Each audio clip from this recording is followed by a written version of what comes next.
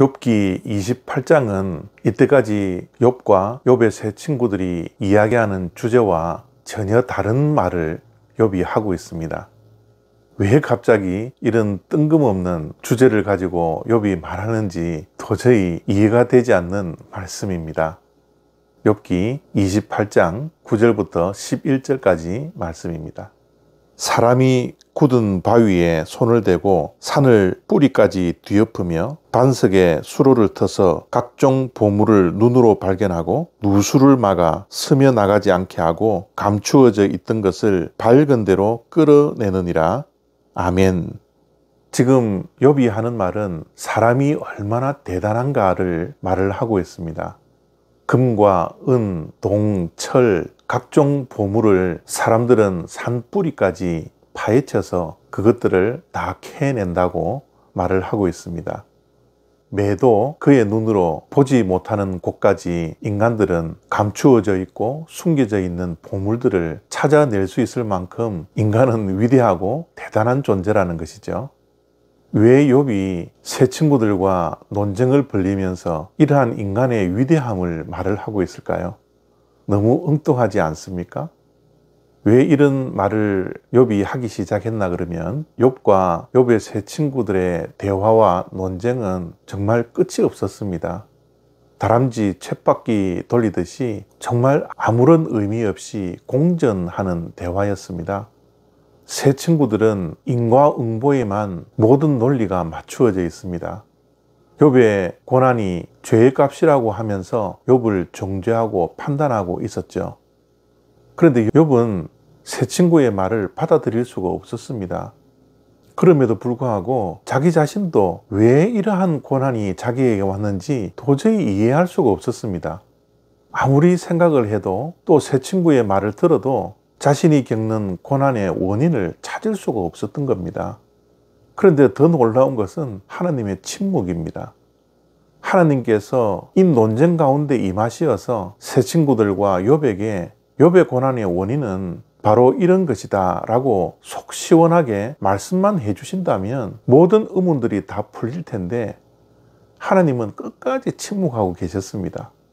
그래서 더 이상 세 친구들과 논쟁하는 것이 불필요하다라고 욥은 느꼈던 것 같습니다. 아무리 인간의 지식과 인간의 위대함이 있다 할지라도 매의 눈으로도 발견할 수 없는 산속 깊이 있는 금, 은, 각종 보물을 발견하는 인간의 위대함이 있다 할지라도 이 문제를 인간의 지혜로, 인간의 지식으로, 인간의 경험으로 풀 수 없다라는 것을 욥이 알았기 때문에 이제는 초점을 바꾸고 싶었던 겁니다. 인간의 고난, 이것은 인간이 아무리 위대하고 뛰어나다 할지라도 풀 수 없는 난제라는 것을 욥은 깨달았던 것이죠. 그래서 그는 화제를 하나님의 지혜로 옮기기를 원하는 것입니다. 12절, 13절 말씀입니다.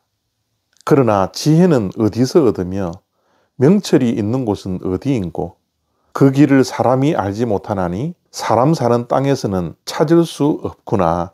아멘. 이 말씀은 내일 우리가 보아야 할 본문 말씀 가운데 하나인데요. 이 말씀을 보지 않고서는 왜 욥이 28장에서 이렇게 난데없이 엉뚱한 말을 하는지 도저히 이해를 할 수가 없습니다.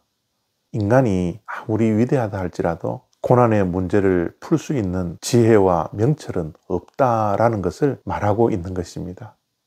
고난의 문제를 풀 수 있는 유일한 방법은 오직 하나님밖에 없다라는 것을 말하고 싶었던 것이죠.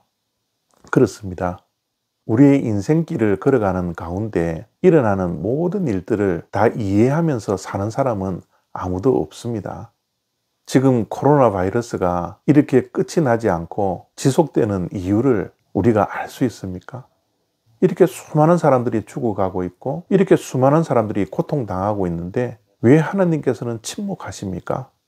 이렇게 세상에서 일어나는 일들을 우리가 어떻게 다 이해할 수 있겠습니까? 그래서 우리는 하나님 앞에서 겸손해질 수밖에 없는 것 같습니다. 우리가 이 땅에서 아무리 공부를 하고 지식을 많이 갖고 있다 한들 이 세상에 일어나는 모든 일들을 다 알 수도 없고 이해할 수도 없는 인간이라는 것, 우리가 인정할 수밖에 없지 않습니까?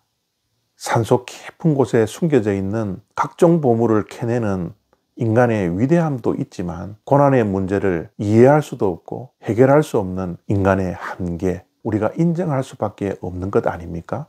결국은 이 모든 문제의 해답은 하나님으로부터 나와야 합니다. 하나님의 지혜가 우리에게 임할 때 이 모든 문제가 풀려지는 것입니다. 그래서 오늘 또 우리는 인간의 한계, 인간의 연약함을 깨닫고 하나님 앞에 겸손하게 무릎 꿇을 수밖에 없는 것입니다. 감사합니다.